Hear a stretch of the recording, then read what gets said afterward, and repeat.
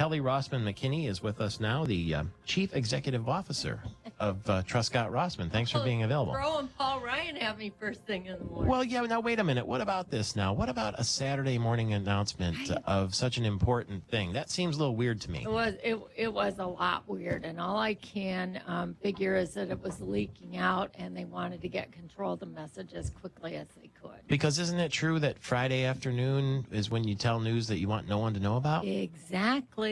Yeah, and Saturday morning ain't much better. No. So it was a really odd way to announce such a significant, individual as your VP. It struck me as I was driving back. By the way, I was coming back from Detroit yesterday. It was more than a 3-hour trip because the freeway was closed in late afternoon. Yeah. So I had a lot of time to listen to the coverage and so forth. And in fact, I listened to the speech from Wisconsin when he went back home there, and they had a big deal. But we could have a vice president that's younger than me. Well, welcome to my club, my dear. I've had a president who's younger than me for a while now. It was rather shocking to me. But I didn't realize this, too. He was Paul Ryan, I'm talking about here, was a former personal trainer. He's got 6 to 8% body fat. That's not enough. Also lower than me, by the way. And I guess earlier in his career, he had to decide whether he was going to be a professional skier or have a career in government. And he's got all these guys in Washington doing this P90X workout routine. Oh, for the love of... so we're learning all these details now. And he's one of the guys that sleeps on the couch in his office in the Capitol, one of the phantoms of the House. Paul and Pete Hoekstra, right? He did for almost 2 decades. And Tim Wahlberg does, too, I think.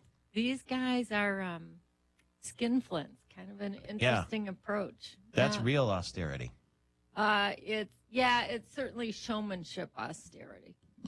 Let's talk about the showmanship, because I really believe these elections they're not won on the issues, they're won on the showbiz, aren't they? Well, that's a really good question. I think for some people, it's not so much showbiz, but it's the personality. And that's actually where Mitt Romney himself it falls short, because he just seems so uncomfortable in his own skin. And I think Paul Ryan will help him immensely with that aspect. There are certainly people who really do make their decision based on the issues. And there are people who are hardcore partisans, and it really doesn't matter who the candidate is.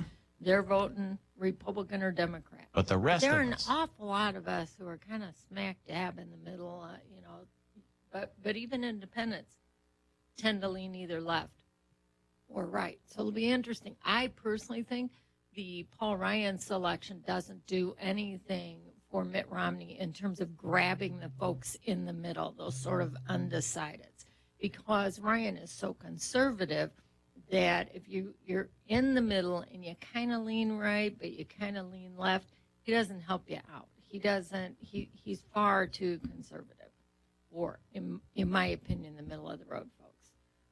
So for that reason, I don't think he's a great choice. But he is one good-looking candidate. Let me tell you that. Yeah. That's a very attractive ticket. 42 years old. If Mitt Romney were to come into your office at Truscott Rossman across the street here from our AT&T studio and say, I heard you say on the radio that on TV that I was too wooden or whatever you said, what should I do differently?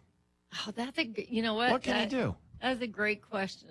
And part of it is to try and figure out, and sitting down with him, is he like that in real life? And I suspect that he is not. I suspect that he's been so scripted and so handled over the years that he no longer either allows himself or knows how to be himself in a big public setting.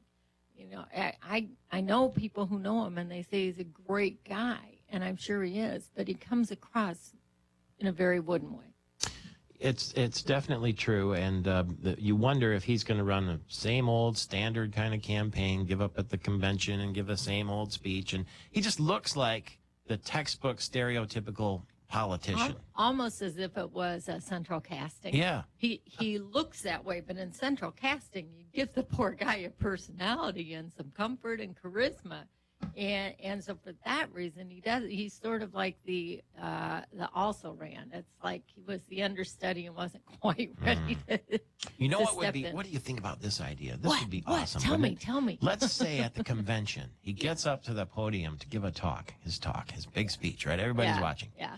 And instead, he's got a lavalier, like a clip-on microphone, and he walks giving his speech all through the convention hall. The Elizabeth Dole approach. That's what Elizabeth Dole did years Really? ago at Wouldn't a that be convention. different? She did. Probably can't do it, but I don't think he has enough self-confidence in that kind of setting to do that. Now, that's the kind of setting I'd be a lot more comfortable in myself as a speaker than standing at a podium reading from, you know, a prompter, that kind of thing. you are going to have a twilight gathering Tuesday from 5 till 7 p.m. here in the state capitol. Is this a vampire kind of thing? What do you mean? Twilight, I think of vampires. That's funny. No, this is a fundraiser, a big fundraiser for Women's Caring Program.